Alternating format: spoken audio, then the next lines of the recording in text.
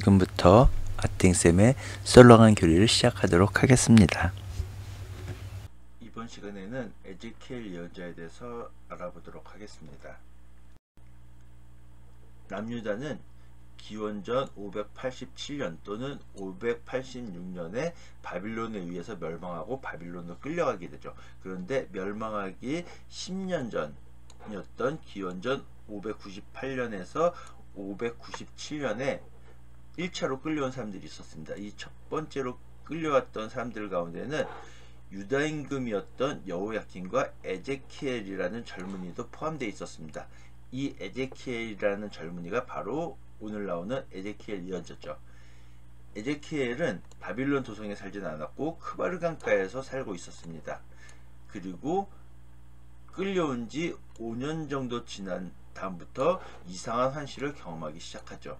그리고 유배생활 25년째가 되던 기원전 573년에 그는 마지막 환시에서 장대하게 복원된 이스라엘의 경계들과 이상적 성전의 건축 윤곽을 보게 됩니다. 이때는 모든 사람들이 희망을 잃고 있었던 시기였죠. 에제키엘 예언서는 이렇게 5 부분으로 구성되어 있습니다. 먼저 예언자의 소명 이야기, 그리고 예루살렘의 심판, 그리고 이민족들에게 내리는 징벌, 그리고 패망한 백성의 재건, 그리고 먼 미래를 내다보는 신탁으로 구성되어 있습니다. 유배생활 중에 에제키엘은 사제로 살고자 했습니다. 하지만 하느님께서는 그를 예언자로 부르시게 됩니다. 에제키엘을 보면 앞에서 봤던 것처럼 예언자로 부르심을 받은 이야기, 예루살렘에 향한 메시지, 그리고 다른 민족들에 대한 심판, 그리고 미래에 대한 희망, 그리고 새로운 성전에 대한 환시로 구분되어집니다. 에제키엘 예언서는 겉으로 보면 구조가 매우 단순하면서도 논리적으로 보입니다. 앞서 살펴봤던 것처럼 예언자의 소명 이야기, 예루살렘의 심판 이야기, 그리고 이민족들에게 내리는 징벌 이야기, 백성의 재건을 알리는 신탁, 그리고 먼 미래를 내다보는 신탁으로 이어집니다. 그렇지만 에제키엘 예언서의 표면적으로 매우 논리적으로 보이는 이 구조를 조금만 벗어나게 되면 무질서로 규정할 만한 자유분방함을 알 수 있다고 합니다. 예를 들면 34장에서는 목자와 양떼들의 주제들이 여러 방향으로 전개되기도 하고 1장에서는 서로 잘 부합되지 않고 중복된 요소들이 문법의 일관성을 무시하고 덧붙여진 세부 사항들이 뭉쳐 있다고 합니다.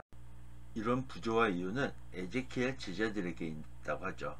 그들은 논리성에는 별다른 관심을 기울이지 않고 오직 스승이었던 에제키엘 예언자의 신탁에 관심을 둬서 이 스승의 신탁을 토막낸 것으로 여겨집니다. 예를 들면 3장 22절에서 27절, 4장 4절에서 8절, 24장 15절에서 27절, 33장 21절에서 22절은 어떤 계속되고 있는 한 이야기에서 떨어져 나온 부분일 가능성이 있다고 합니다. 에제키엘 3장을 보면 너는 밧줄에 묶여서 사람들에게 나가지 못할 것이다. 너를 벙어리를 만들 것이다. 내가 너와 이야기할 때 너의 입을 열어줄 것이다. 라는 이야기가 나오고요. 에제키엘 예언서 4장에는 너는 그렇게 이스라엘 집안의 죄를 짊어져야 한다. 나는 너를 밧줄로 묶어서 내가 갇혀있는 기한이 다 찰 때까지 옆구리를 이쪽에서 저쪽으로 돌리지 못하게 하겠다. 라는 말씀이 나오고요. 그리고 에제키엘 예언서 24장에 보면 하나님께서 내 눈의 즐거움을 갑작스러운 죽음으로 너에게 앗아가겠다 라고 하셨고 백성에게 그 이야기를 해줬는데 저녁에 아내가 죽죠. 하나님께서 이스라엘 백성에게 말씀하시죠. 이제 나는 너의 자랑스러운 힘이고 너의 눈의 즐거움이었던 나의 성전을 더럽히겠다. 그리고 너희 아들 딸들은 칼에 맞아 쓰러질 것이다. 그때 너희는 콧수염을 가리지도 못하고 사람들이 가져온 빵도 먹지 못하게 될 것이다 라고 말씀을 하시죠. 그리고 그 멸망의 날 어떤 피난민 중에 한 사람이 너에게 그 소식을 전해 줄 것이다. 그러면 너는 입이 열려 말을 하게 되고 다시는 벙어리가 되지 않을 것이다 라고 말씀을 하시죠. 또 33장에 보면 예루살렘에서 온 피난민이 와서 예루살렘이 함락되었습니다 라고 소식을 전하게 되고, 그날 아침에 하느님께서 에제키엘 예언자의 입을 열어주셔서 그는 더 이상 벙어리가 아니게 되었죠. 에제키엘 예언자의 제자들은 때로는 직접 관련이 없는 신탁들을 인위적으로 묶어놓기도 합니다. 예를 들면 21장에서는 칼이라는 단어를 이용해서 주님의 칼, 잘 갈아 나리선 칼, 바빌론 임금의 칼, 암몬인들을 치는 칼, 이렇게 칼이라는 단어를 이용해서 인위적으로 묶어놓기도 합니다. 에제키엘 예언서 21장에는 먼저 주님의 칼이 등장하죠. 내 칼이 하면서 주님의 칼이 등장. 그리고는 칼이다, 잘 갈아 나리선 칼이다 라는 말이 등장하고, 그리고 바빌론 임금의 칼이라는 말이 등장합니다. 그리고 암몬인들을 치는 칼이 등장하죠. 암몬인들과 그들이 받을 치욕에 대해서 이렇게 말한다 하면서 이제 그들을 마구 죽이려고 뼈든 칼이다 라고 하면서 암몬인들을 치는 칼에 대해서 언급을 합니다. 그리고 또 같은 신탁을 여러 번 되풀이하는 것으로도 보입니다.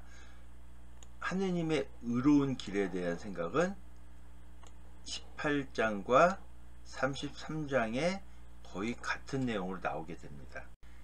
에제키엘 예언서 18장에 보면 너희는 어찌하여 이스라엘 땅에서 아버지가 신포도를 먹었는데 자식들의 이가 시다 라고 하느냐. 모든 목숨은 나의 것이다. 아버지의 목숨도 자식의 목숨도 나의 것이다.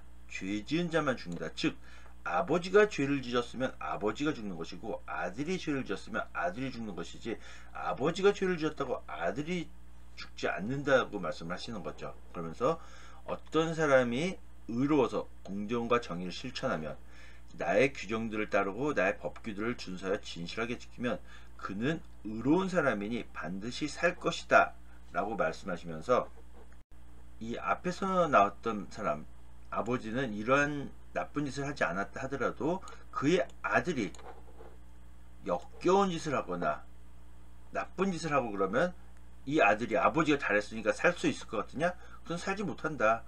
이 모든 역겨운 짓을 저질렀으니 그는 반드시 죽어야 된다. 그가 죽은 책임은 자기 자신에게 있다. 왜? 그가 잘못 살았으니까. 그런데 이 악한 짓을 한 사람이 아들을 낳았는데 그 아들이 아버지가 저지른 모든 죄를 보고 깨달아서 그를 따라하지 않으면, 나의 법규들을 지키고 나의 규정을 따르면 그가 아버지 죄 때문에 죽지 않고 반드시 살 것이다. 즉 아버지가 악한 사람이라고 하더라도 아들이 죄를 짊어지는 게 아니라는 거죠. 그의 아버지는 난폭한 짓을 하고 형제들의 강도짓하고 나쁜 짓을 많이 했다면 그는 자기 죄 때문에 죽는 것이다. 다시 한번 말하지만 죄 지은 자만 죽는다. 아들은 아버지의 죄값을 짊어지지 않고 아버지는 아들의 죄값을 짊어지지 않는다. 의인의 의로움은 그 자신에게만 돌아가고 악인의 죄악도 그 자신에게만 돌아간다. 즉 착한 일 한 사람은 그 자신이 벌을 받지 않고 구원받고, 나쁜 짓 한 사람은 자기 자신만 벌을 받는다는 거죠. 악인도 자기가 저지른 모든 죄를 버리고 돌아서서 나의 모든 규정을 준수하고 공정과 정의 실천하면 죽지 않고 반드시 살 것이다. 즉 악한 사람도 뉘우치면 살 수 있다는 거죠. 그가 저지른 죄악은 더 이상 기억되지 않고 자기가 실천한 정의 때문에 살 것이다. 내가 기뻐하는 것이 악인의 죽음이겠느냐. 즉 하나님께서 바라시는 것은 악인의 멸망이 아니라는 거죠. 악인들이 자기가 걸어온 길을 버리고 돌아서는 것이 하나님의 기쁨이 아니겠느냐라고 말씀하시는 거죠. 그러나 반대로 착한 사람이, 의인이 자기의 정의를 버리고 돌아서서 불의를 저지르고 악인이 저지르는 온갖 역겨운 짓을 따라하면 그가 살 수 있겠느냐? 아니라는 거죠. 그가 실천한 모든 정의는 기억되지 않은 채 자기가 저지른 배반과 그의 죄 때문에 죽을 것이다. 즉 악인이 뉘우치며 살 수 있지만 의로운 사람도 그 의로움을 버리고 악한 짓을 하면 죽는다는 거죠. 의인이 자기 저기를 버리고 돌아서서 불의를 저지르면 그것 때문에 죽을 것이다. 자기가 저지른 불의 때문에 죽는 것이다. 앞서서 말했던 것처럼 악인이라 할지라도 자기의 죄악을 버리고 정의를 실천하면 살릴 것이고, 자기가 저지른 모든 죄악을 생각하고 죄악에서 돌아서면 그는 죽지 않고 살 것이다. 나는 저마다 걸어온 길에 따라 심판할 것이다. 회개하여라. 너희의 모든 죄악에서 돌아서라. 그렇게 하여 너희에게 죄가 걸림돌이 되지 않게 하여라. 라고 말씀하시죠. 너희가 지은 모든 죄악을 떨쳐버리고 새 마음과 새 영을 갖추어라. 나는 누구의 죽음도 기뻐하지 않는다. 그러니 너희는 회개하고 목숨을 건져라. 라고 말씀을 하시는 에제키엘 예언서 33장에 보면 나는 악인들의 죽음을 기뻐하지 않는다. 그들이 자기 길을 버리고 돌아서서 사는 것을 기뻐한다. 회개하여라. 악한 길에서 돌아서라. 그런데 의인이라 할지라도 죄를 짓는 날에는 그의 의로움이 그를 구해주지 못한다. 자기 악을 버리고 돌아선 날에는 그 악에 걸려 넘어지지 않는다. 라고 말씀하시죠. 하나님께서 분명히 착한 사람, 의인은 내가 반드시 살 것이다 라고 했어도 그가 자기 의로만 믿고 악한 짓을 저지르면 그의 의로운 행위는 기억되지 않고 자기가 행한 나쁜 죄악 때문에 죽을 것이다. 그리고 악인에게 너는 반드시 죽을 것이다 라고 했어도 그가 자기의 죄악을 뉘우치고 회개하면 그는 죽지 않고 살 것이다 라고 말씀하시죠. 그가 저지른 죄악은 하나도 기억되지 않는다. 대신 그가 정의를 실천했으니 반드시 살 것이다. 의인이 자기 의로움을 버리고 돌아서면 그는 그 죄악 때문에 죽을 것이고, 악인이 회개하여 정의를 실천하면 그것 때문에 살 것이다. 이스라엘아, 나는 저마다 걸어온 길에 따라서 너희를 심판하겠다. 즉, 의로운 사람 계속 의롭게 살고, 만약에 내가 죄를 지었어도 회개해서 죽지 말라는 의미신 거죠. 에제키엘 예언자는 예루살렘의 함락을 알고 있던 사람으로서 크바르 강가에서 유배자들 대상으로 예언 활동을 이어갔고요. 그곳에서 활동을 마치기 앞서 예루살렘에서 이미 활동을 시작했다는 인상을 자주 줍니다. 크바르 강은 유프라테스 강의 수로 가운데 하나라고 합니다. 이 지도에 표시된 아슈르는 아수르가 되겠고요. 그리고 빨간색으로 표시된 이 그발강이 크바르강이 되겠습니다. 그리고 옆에 있는 지도는 바빌론 유배기를 나타내는 지도가 되겠습니다. 앞에서 살펴봤던 것처럼 에제키엘 예언자가 크바르강가에서 활동하고 그리고 예루살렘에서 이미 활동을 시작했다는 인상이 있기 때문에 에제키엘 예언자가 성경에서 자행된 우상 숭배를 상세히 기술할 수 있었을 것이라고 예상됩니다. 그렇지만 이 사실만으로 에제키엘 예언자가 예루살렘에서 이미 예언 활동을 했다는 증거를 보기에는 어려움이 많습니다. 대다수의 주석가들은 에제키엘은 오직 바빌론 땅에서, 그것도 텔 아비브라는 도시 가까이에서 예언 활동을 전개했다라고 봅니다. 에제키엘 예언자는 예루살렘 함락전인 느부갓네살의 첫 번째 침략 때 맨 앞에서 살펴봤던 1차 유배 때 바빌론으로 끌려가게 되죠. 바로 앞에서 대다수의 주석가들은 에제키엘은 오로지 바빌론 땅에서, 그것도 텔 아비브라는 도시 가까이서 예언 활동을 전개했다라고 하고요. 지금 이스라엘 지도라고 해야 되나? 하여튼 지도를 보면 예루살렘은 여기 있고요. 텔 아비브라는 도시가 여기 있습니다. 그런데 분명히 바빌론 땅이라고 되어 있습니다. 지명의 유래는 에제키엘 3장 15절에 나오는 텔 아비브, 그러나 여기는 이름만 같고 위치는 전혀 다른 곳입니다. 이 텔 아비브는 이라크나 시리아쯤에 있었을 것으로 추정되는 곳입니다. 즉 정확한 위치는 모르겠지만 아무튼 여기에 나오는 텔아비브랑은 다른 곳입니다. 앞쪽에서 살펴봤던 것처럼 에제키엘 예언자는 바빌론 땅에서 예언을 또 펼쳤지만 그는 원래 사제였습니다. 앞에서 살펴봤을 때 그가 사제로 활동하려고 했는데 하나님의 소명을 받고 예언자 활동을 한 거잖아요. 원래 사제였던 만큼 제사와 전례와 규정과 성소에 굉장히 조예가 깊은 사람이었습니다. 에제키엘 예언자 환신은 30년에 걸쳐서 이루어지게 됩니다. 초기에 집중적으로 환시를 보고 말기에는 주요 환시 2개를 보게 됩니다. 마지막 환시는 새 이스라엘의 심장에 자리한 새 성전의 모습을 웅장하게 그리고 있습니다. 바빌론 땅에서 에제키엘 예언자에게 2가지 사건이 전개되게 되는데 그 중에 하나는 하나님의 영광의 현현으로서 이것이 사제인 에제키엘을 예언자로 만들게 되고요. 또 다른 하나는 예루살렘의 멸망으로서 멸망의 선포자 에제키엘을 구원의 예고자로 변화시키게 됩니다. 에제키엘 예언자는 어느 날 갑자기 하나님의 영광에 사로잡히죠. 그리고 이 영광은 여러 차례에 걸쳐서 예언자에게 나타납니다. 그리고 그때마다 에제키엘은 그 모습을 보고 크게 놀라는 상황에 빠지게 되죠.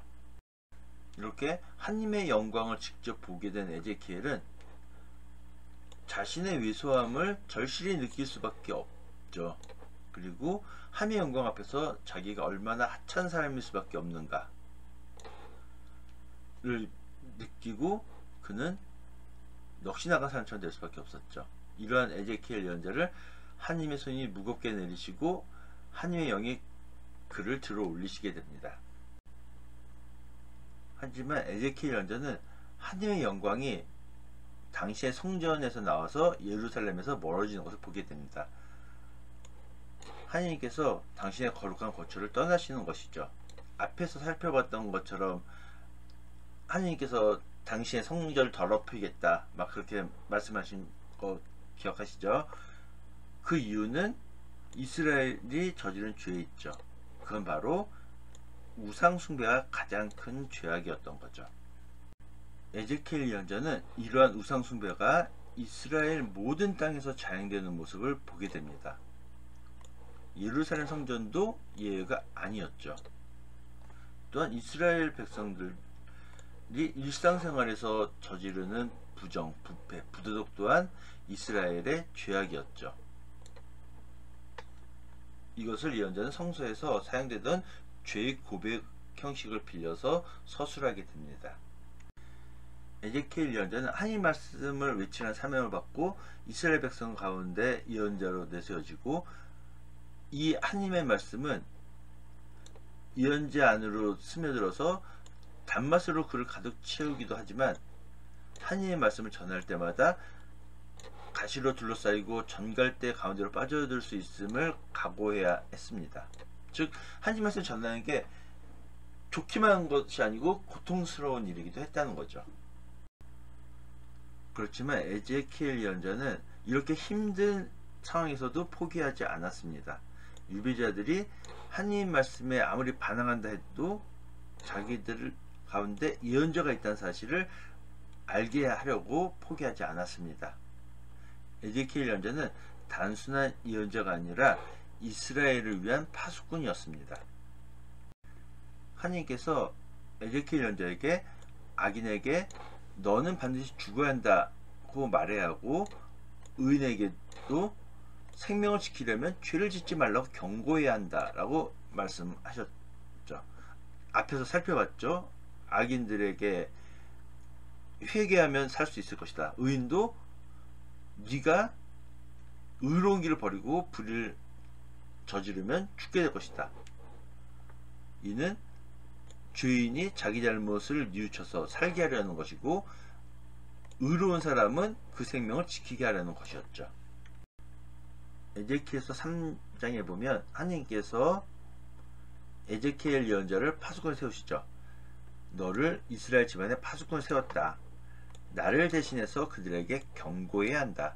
악인에게 너는 반드시 죽어야 한다고 말하는데도 내가 그에게 경고하지 않으면, 그 나쁜 사람은 자기가 한 나쁜 죄악 때문에 죽겠지만 그가 죽은 책임은 너에게 묻겠다. 왜? 경고하지 않았으니까.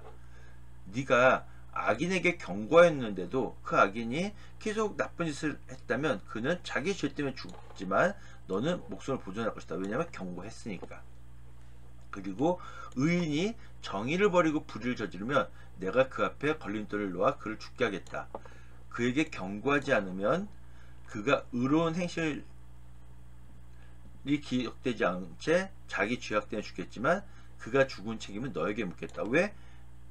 의로운 사람이 나쁜 짓 하려고 그랬을 때 야 그러면 안 돼 라고 경고하지 않으면 그 의로운 사람이 자기의 의로움을 버리고 행한 나쁜 죄악 때문에 죽겠지만 그것을 경고하지 않은 너에게 책임을 묻겠다는 거죠.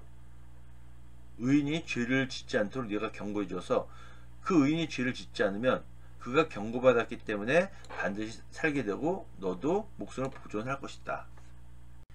이스라엘에서 사람들이 흔히 말하던 것과 달리 죄 지은 사람만 죽고 아들이 아버지의, 그리고 아버지가 아들의 죄값을 짊어지지 않음을 에제키엘 예언자는 말하고 있죠. 의인이든 악인이든 저마다 자기 삶과 행동에 대해서 혼자 책임을 지는 거죠. 아버지가 죄를 지었다고 아들이 벌을 받고 아들이 죄를 지었다고 아버지가 벌을 받는 것이 아니라요. 그리고 예언자가 악인에게 경고하기를 게을리하게 되면 악인의 죽음에 대한 책임을 져야 한다. 즉, 야 너 그렇게 살면 안 돼. 야 그러면 큰일 나 라고 경고하지 않으면 그 책임을 져야 한다는 것이죠. 에제키엘서 18장 앞에서 살펴봤던 내용이죠. 죄 지은 자만 죽는다. 나의 규정을 따르고 나의 법규를 준수하고 진실하게 살면 그는 의로운 사람이니 반드시 살 것이다. 그리고 이 사람이 나쁜 짓을 하지 않았다 하더라도 아들이 나쁜 짓을 하면, 이 아들이 막 나쁜 짓, 역겨운 짓을 하거나 그러면 아들이 살 수 있을 것 같으냐? 그는 살지 못한다. 아버지가 아무리 잘 살았어도 아들이 죄를 지으면 그 아들은 죄 지었으니까 그는 죽어야 한다. 그가 죽은 책임은 자기에게 있다. 그런데 이 죄인이 아들을 낳았는데 그 사람이 아버지를 보고서 깨달아서 잘 정의롭게 살면 그는 아버지가 나쁜 사람이기 때문에 죽지 않고 그가 올바르게 살았기 때문에 살 것이다. 그렇지만 그의 아버지는 아들이, 그리고 그의 아버지가 옳게 살았다 하더라도 그가 좋지 못한 일을 했기 때문에 자기 죄 때문에 죽을 것이다. 즉, 죄 지은 사람은 벌을 받고 죽는 것이지 죄인의 아들이라고 해서, 죄인의 아버지라고 해서 벌 받는 것이 아니고, 또 반대로 의인의 아들이라고 해서, 의인의 아버지라고 해서 구원받는 것도 아니라는 거죠. 이스라엘 백성들은 왜 그 아들이 아버지가 지은 죄값을 짊어지지 않는가 하고 묻지만, 그의 아들이 정의 실천하고 나의 규정을 준수하기 때문에 그는 살다. 다시 한번 죄 지은 자만 죽는다. 그 아버지가, 그 아들이 죄를 대신 짊어받지 않는다 라고 하는 거죠. 하지만 악인이랄지라도 자기 죄악을 뉘우쳐서 회개하고 정의롭게 살면 죽지 않고 살 것이다. 내가 정말 기뻐하는 것이 악인의 죽음이겠느냐? 아니다. 회개해서 살기를 바란다. 의인이 반대로 자기의 의로움을 버린다면 그는 자기가 여태까지 올바르게 살았던 것을 기억되지 않고 죄악을 저지른 것 때문에 죽게 될 것이다. 하나님께서는 의인이 여태까지 잘 살던 것을 버리고 나쁜 짓을 하면 그것 때문에 죽을 것이다.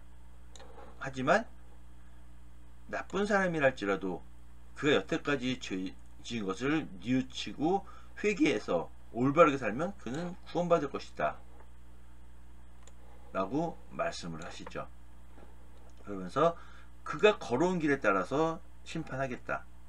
그러니 너희는 회개하여라. 너희의 모든 죄악에서 돌아서라.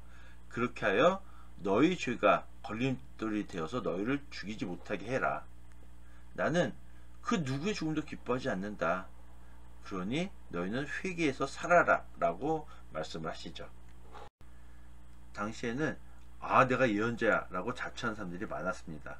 그들은 하나님께서 보여주시는 환시를 본 적도 없고 자신만의 영감을 따라서 하나님의 말씀이 아닌 자기들의 말을 예언이라고 선포하죠.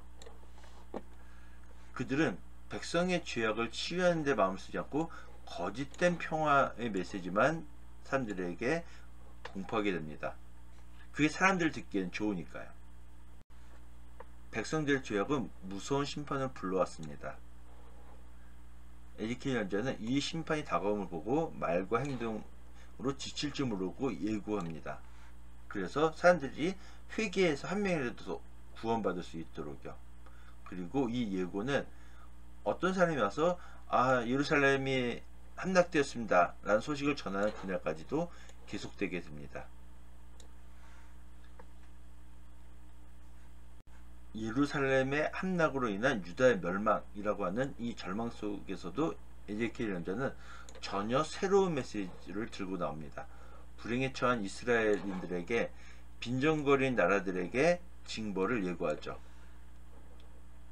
이집트, 티로, 암몬, 모압, 에돔, 필리스티아 등 이스라엘, 유다를 조롱했던 나라들에 대한 징벌을 예고하고, 그리고 여태까지 불행을 예고했던 예언자는 이제 구원의 선포자가 되어 희망을 선포하게 됩니다. 예언 활동을 마치면서 에제키엘 예언자는 새로운 이스라엘의 삶을 드러내는데 노력을 기울이고, 그는 이스라엘 백성이 마지막 때 모든 원수들에게서 승리를 거두게 됨을 보게 됩니다.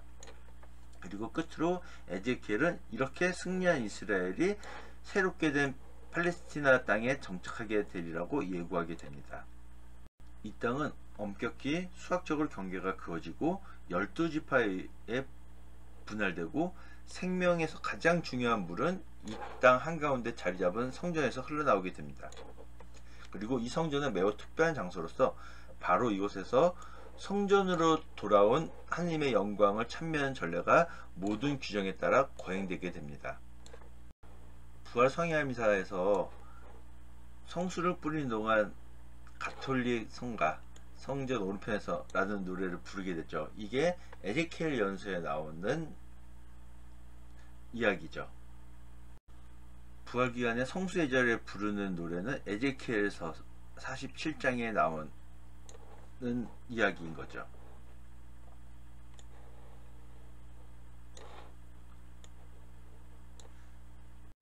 예, 그 노래는 에제키엘서 47장 성전에서 흘러나오는 물, 이 내용을 가지고 성가로 만든 겁니다. 지금까지 들어주셔서 대단히 감사합니다.